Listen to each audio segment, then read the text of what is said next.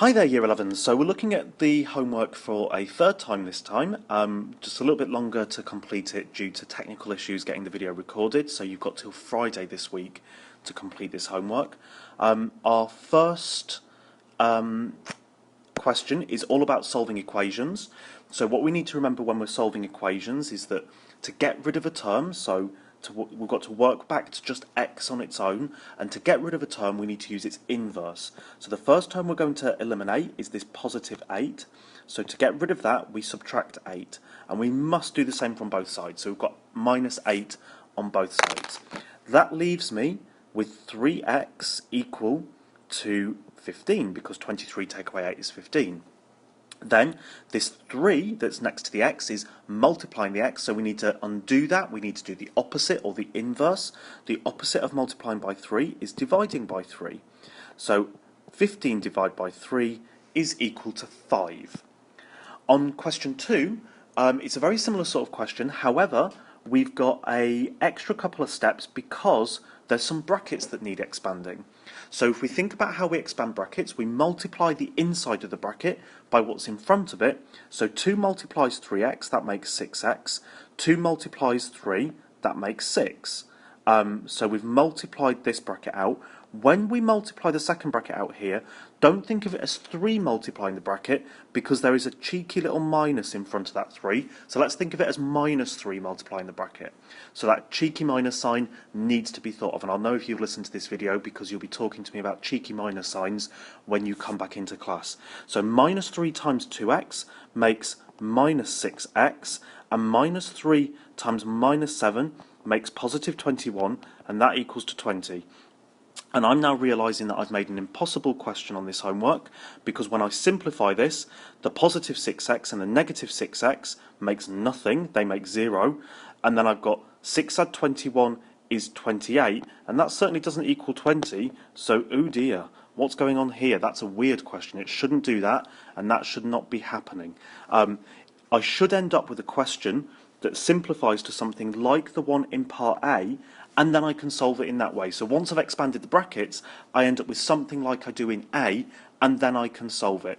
So if I just erase this, and I'm just going to change one of the numbers in the question so that you can see how this works out. So instead of this being a 2x, let's just say that this equals x in the middle of that second bracket. So this should work out now. So 2 times 3x is 6x plus 6. Then I've got minus 3 times x is minus 3x. Then minus 3 times minus 7 is plus 21 equals to 20. Now when I simplify the second line, I've got 6x take away 3x is 3x, plus 6 plus 21, so I'm collecting those terms together.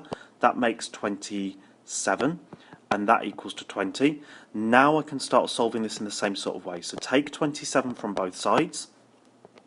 So 3x equals to negative 7, then divide by 3. So x equals to negative 7, divide by 3. And when it doesn't work out as a whole number answer, you're absolutely fine to leave it as a fraction. Okay?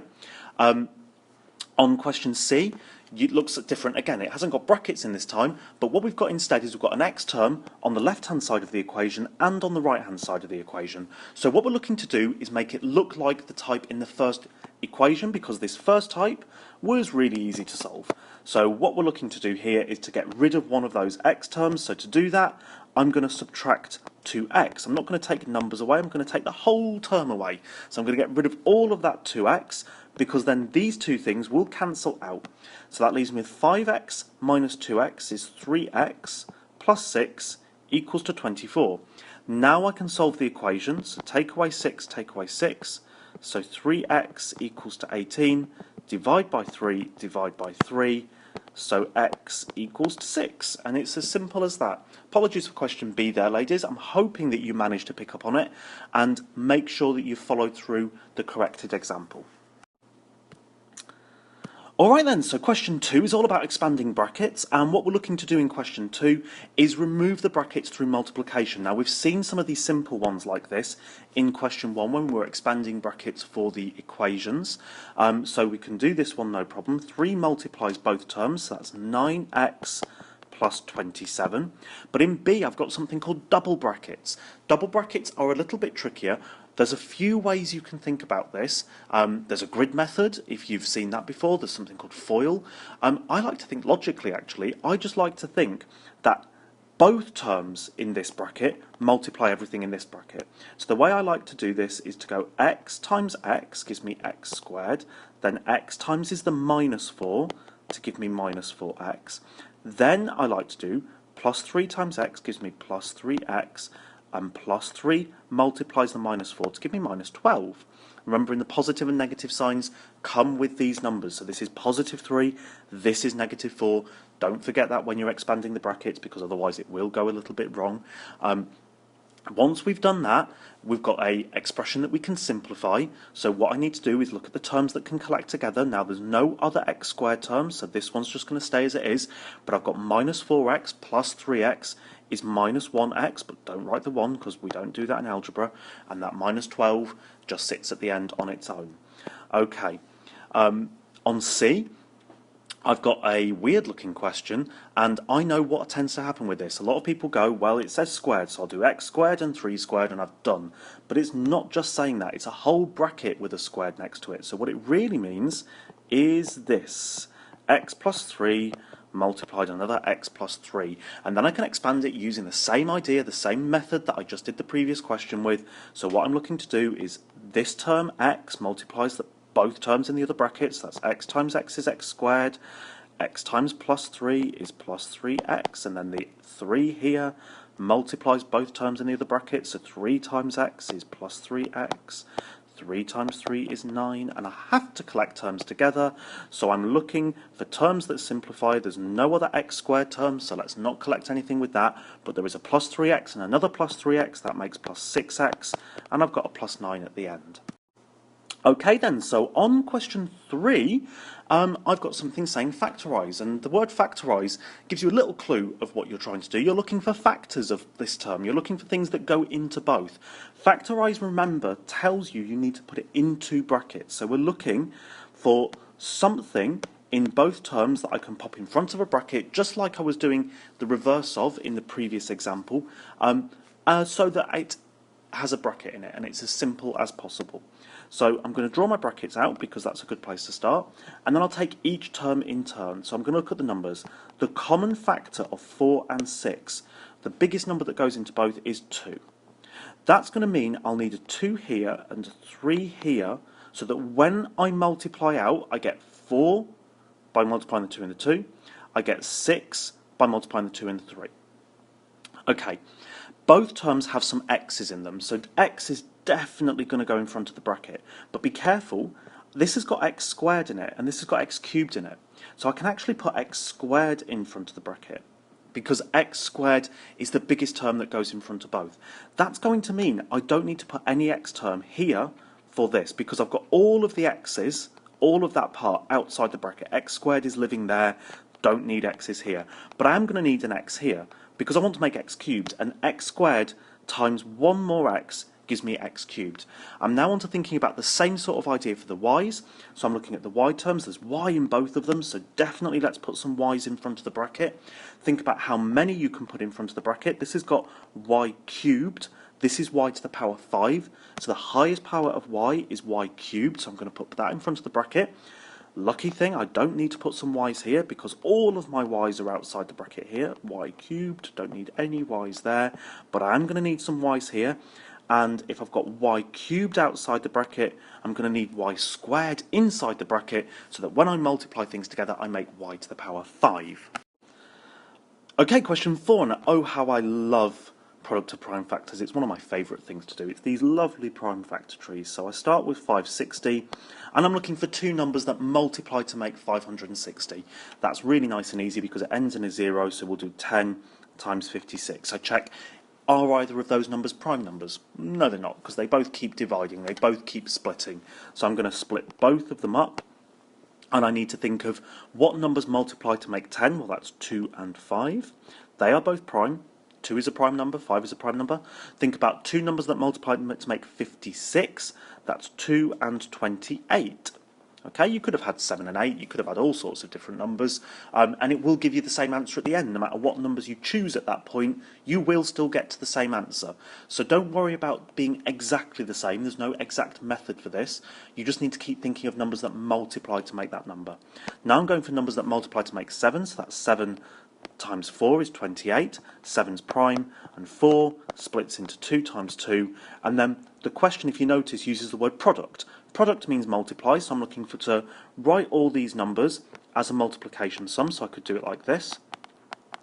And if you notice, the order isn't going to matter because it's multiplying, so it's quite often a good idea to write them with all the same type of number together, so I put all my 2's together. And then what some people like to do, and I think it is quite smart sometimes, is to group. If you notice, I've got 4 2's multiplying, and we know that we can shorthand that as 2 to the power 4 times 5 times 7. Alright, simultaneous equations. So we're looking to solve these two equations. We're finding a value of x and a value of y. If you haven't done this in a while, it can be one of those things that seems quite confusing. So listen through carefully and make sure you're checking you understand how to do this. There's quite a few little fiddly steps, so let's get cracking. First thing I like to do when solving simultaneous equations is make sure that the two y terms, the ones here in the middle that I can see the sign for so that it looks nice and simple, have the same coefficient, have the same number in front of them. They currently don't, so I'm going to multiply both equations. I'm going to multiply this one by 2, I'm going to multiply this one by 5. If I multiply the whole first equation by 2, it gives me 6x plus 10y equals to 46. And if I multiply the second equation by 5, that gives me 20x plus 10y equals to 60. Now I have both of these numbers the same. They're both 10y. It's a little bit like when you're adding fractions and you're getting the bottom of the fraction the same. It's the same idea. You're looking for a common multiple of both. Now, because they're both plus, their signs are the same, so I subtract. When these two signs, plus and plus, the signs are the same, I subtract. If they were opposite, I would add. So I'm going to subtract these two equations. I'm actually going to subtract them upside down because I don't really want to end up with negative numbers if I can avoid it. So what I'm going to do is I'm going to do 20 take away 6 is 14x, and 60 take away 46 is 14. Ooh, look at that. Okay, it looks really nice because now when I divide by 14, I find that x is equal to 1. Who would have thought it? So x is nice and simple. X is just 1.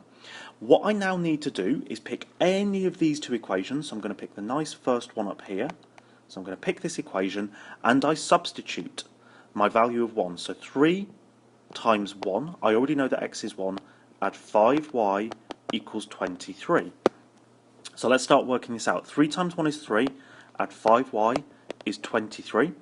Now if I take away 3 from both sides, I get that 5y is equal to 20, and divide by 5, y is equal to 4. So there's my answer. X is 1, y is 4. That's the answer. X equals 1, y equals 4. But aren't you lucky you've got a second equation up here that you can check your answer in. So 4 times 1, add 2 times 4, that's what y is saying it's going to be. Does that equal to 12? So 4 times 1 is 4, 2 times 4 is 8. Woohoo! That equals to 12, so I know that my answer is correct. I know I have this answer 100% right. Alright, question 6. I'm looking to multiply two fractions together. When I'm multiplying fractions, I can't work with mixed numbers, so first thing I need to do is convert this second number, the 4 2/5, into an improper fraction. So I'll leave the first fraction as it is, and then remember, the coefficient 4, the whole part, multiplies the denominator, so 4 times 5 is 20, add on the numerator 2, so 22 over 5. Then I simply multiply the two tops, multiply the bottoms, so 1 times 22 is 22, 4 times 5 is 20, I can start simplifying this, 11 over 10, and that is equal to 1 whole, because there's 11 divided by 10 once with no remainder, so that's 1 whole and 1/10 remaining. When I'm subtracting fractions, it's often useful to do the same sort of thing, so I'm going to make this an improper fraction again. So 3 times 3 is 9, add the 2 is 11, so that's 11 over 3, take away 4/5. Now, because it's a subtract sum, I must make the denominators the same. So I'm looking for a common multiple of 3 and 5, the two denominators, which means I'm going to multiply this one by 5 and I'm going to multiply this one by 3. That's going to make the denominators both 15. So when I multiply the numerator of the first fraction by 5, I get 55. And when I multiply the numerator of the second fraction by 3, I get 12. Now I can simply subtract those two numerators. So 55 take away 12 is 43 over 15. And what I need to do is I need to turn this back into an improper fraction. Into a mixed number. It is an improper fraction. Let's turn it back into a mixed number. So how many times does 15 go into 43? So my 15 times table goes 15, 30, 45. And 45 is too many. So it's going to go in twice. That's 30. 15, 30. So what's the remainder? There's 13 left because 43 take away 30 is 13. So it's 2 and 13/15. Okay, question 7 then. It's indices, so I'm simplifying, and I must remember that when it's a multiply, I add the indices together. So the first one, m to the power 6 times m to the power 7 simplifies to m to the power, not 17, oh goodness me, what's going on? M to the power 13, because 6 add 7 is 13. On the next question, I can do it in the same sort of way and take each of the letters individually. But the numbers in front I just treat as normal because there's no power with them, so it's not using my index rules, it's just using normal timesing. So 3 times 4 is 12, that's simple. So now we're looking at the s terms, so s to the power 2 times s to the power 4 makes s to the power 6, because I just add the 2 and the 4 together, and then the same with the t's, t cubed times t squared makes t to the power 5. So the answer is 12s to the power 6, t to the power 5. I'm realising that my s there looks a little bit like a 5, so let's try and make that look a little bit more s-like. There we go. 12s to the power 6, t to the power 5. In f, think about what's going on. You've got q cubed to the power 4, which means you've got 4 of the thing in the bracket. So it's q cubed times q cubed times q cubed times q cubed. And when it's times, you add those powers together. So 3 add 3 add 3 add 3 is to 12. So q to the power 12. If we carry on and look at question 8, it's again more indices, but these are more factual. You just need to know what these are. Notice the change in word. They're now saying evaluate.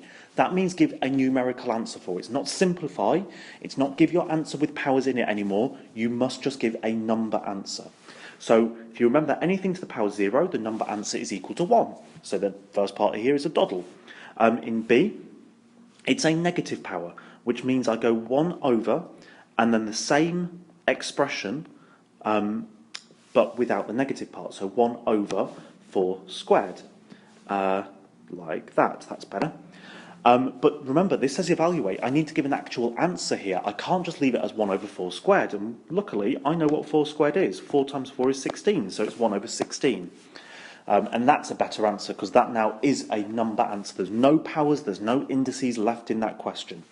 And finally, for part C, I've got 16 to the power a half. I need to know a fact, and that is that the power half simply means square root. So square root of 16 equals to 4. Oh, I think I've made that so you can't look at it properly. So here we go, that's better. Question 9 is looking at an investment, compound interest. Now this is a calculator question, probably the only one on the paper that is using a calculator for certain. So we'll let you use a calculator for this on Friday. Chloe invests £2,000 for 3 years at 5% per annum compound interest. Calculate the value of the investment at the end of 3 years. So what we need to do is we need to think about how we can show a 5% increase as a decimal. To do compound interest, it's often useful to get these as a decimal multiplier. So a 5% increase means you've started with 100% and you've added 5%. That's 105%. As a decimal, that's really simple. It's just 1.05. So what I do is I take the amount of money that Chloe's investing, that's 2,000, multiply it by 1.05, but because this is compound interest and not simple interest, what I do is I just raise that to the power of 3. So 2,000 times 1.05 to the power of 3. And I'm just furiously tapping this into my calculator so I can give you an answer. That is £2,315.25. Okay, question 10. It's asking me to work out an estimate. When I'm working out an estimate, I round each number to one significant figure. So one significant figure for 10.1 simply rounds to 10. The second number here, 29.7, it rounds to 30.